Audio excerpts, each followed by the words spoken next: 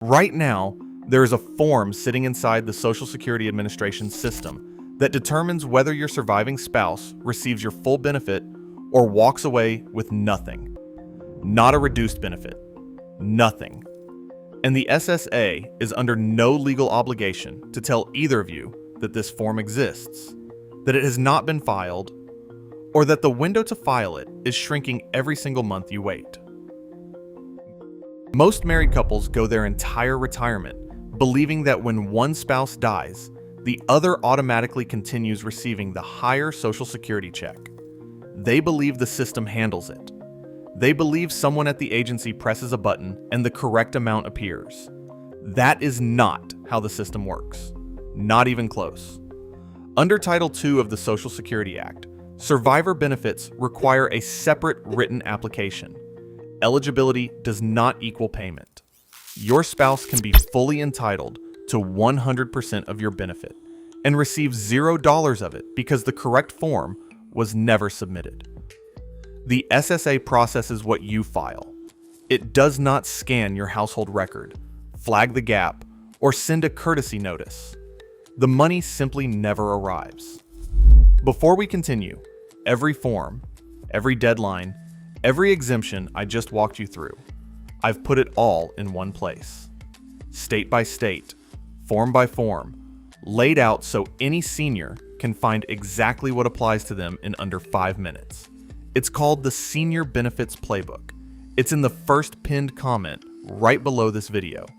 Tap it once and you'll have everything you need. Now stay right here because the next section is the one most people miss.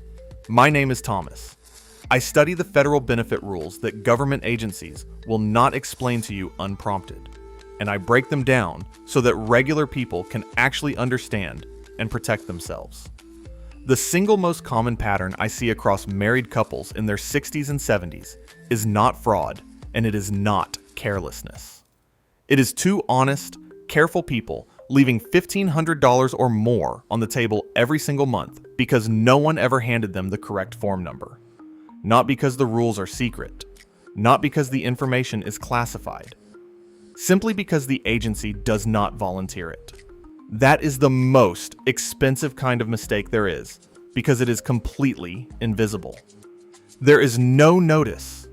There is no warning letter. There is no penalty. There is just money that never arrives. Here is the form. It is called SSA 10. The application for widows or widowers insurance benefits. It is separate from your retirement application. It is separate from the spousal benefit form.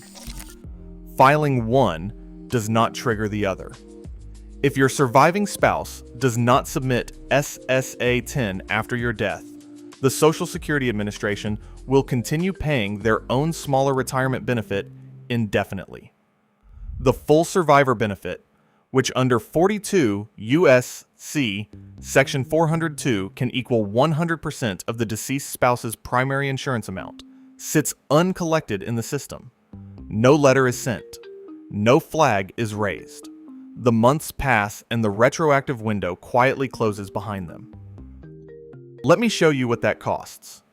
Consider a couple named Richard and Diane. Richard is 71. He spent 34 years as an operations manager for a manufacturing company in Ohio.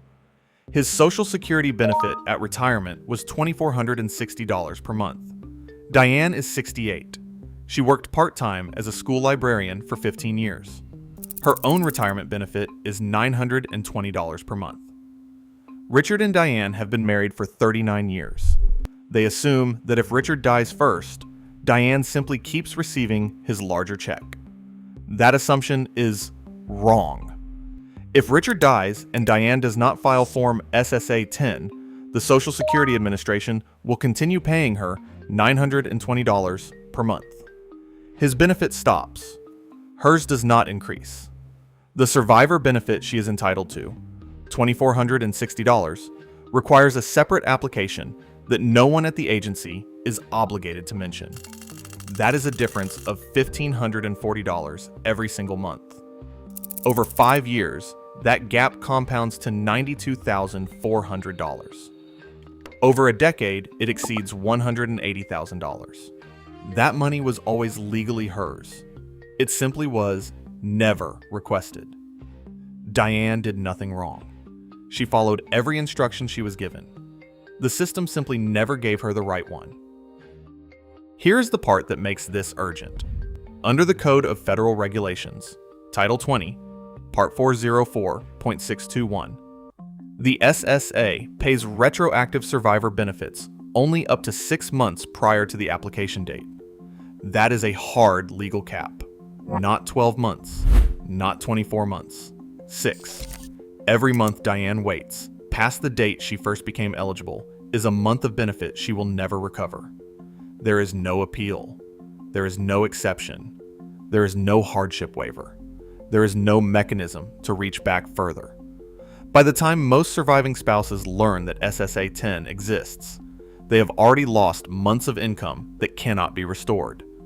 The only action that protects a surviving spouse is filing before the window closes, not after. But the SSA 10 is only the beginning. There are 3 additional steps most married couples never take while both spouses are still alive, and each one determines whether the surviving spouse is financially protected or financially devastated. The first is the bank account. If your spouse's name is the sole name on a checking or savings account, that account is frozen the moment the bank receives notification of the death. Not restricted. Frozen. No withdrawals, no transfers, no access until a probate court appoints a legal executor and issues letters testamentary. In a straightforward case, that process takes 30 to 90 days. During that time, mortgage payments, utility bills, and insurance premiums do not pause. The surviving spouse has no access to funds that may represent the household's only liquid savings. The fix is a joint account with rights of survivorship. Under that structure, the surviving account holder retains full and immediate access at the moment of death. No probate, no court order, no delay. If your accounts are not structured this way right now, that is a problem you can solve this week. Walk into your bank, ask how the account is titled, and fix it. It costs nothing. And it is the difference between your surviving spouse having immediate access to their own money and being locked out for months during the worst period of their life. The second step is the Social Security claiming strategy. This is the decision most married couples get wrong and never realize it. If the higher earning spouse files for Social Security early, at 62, their benefit is permanently reduced. When that spouse eventually dies, the survivor benefit is calculated based on that reduced amount.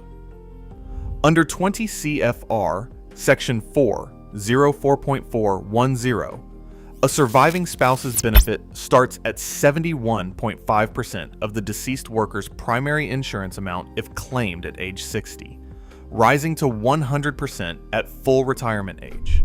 But the primary insurance amount itself is locked in by when the deceased spouse originally filed. If the higher earner files early and locks in a lower benefit, the surviving spouse inherits that lower number for life. The difference between filing at 62 versus 70 for the higher earner can exceed 75%. To put real numbers on that, a spouse who would have received $2,400 per month at 70 may only receive $1,400 at 62. That is not a rounding error. That is a structural income decision that echoes across every year of the surviving spouse's retirement. The third step is the beneficiary audit. Right now, your life insurance policy, your retirement accounts, your pension, and your bank accounts each have a designated beneficiary on file. If those designations are outdated, they override your will. That is federal law under the Employee Retirement Income Security Act. It does not matter what your will says. The beneficiary form on file with the institution controls the payout. If you named a former spouse, a deceased parent, or no one at all, the money goes exactly where the form directs it, not where you intended. I have personally seen cases where a widow was denied her husband's entire $400,000 retirement account because the beneficiary form still listed his first wife from a marriage that ended 20 years ago. The retirement account went exactly where the form directed it. His current wife received absolutely nothing. A 10-minute phone call to each institution to verify and update those designations is the single cheapest legal protection available to any married couple, and almost no one does it. Here are your action steps. Execute them in order. Step 1. Call Social Security at 1-800-772-1213. Tell the representative you are a married couple and you want written confirmation of what each spouse's survivor benefit would be if the other dies first. Use that exact phrasing. Write down the representative's name and the date of the call. Step 2. Go to your bank this week. Confirm that every account you hold is titled as a joint account with rights of survivorship. If any account is in one spouse's name only, fix it on the spot. Step 3. Call every institution that holds a retirement account, a pension, or a life insurance policy. Ask them to read back the current beneficiary designation on file. If it is wrong or blank, update it before you hang up. Step 4. Know that when a spouse dies, the surviving spouse must file Form SA-10 with the Social Security Administration.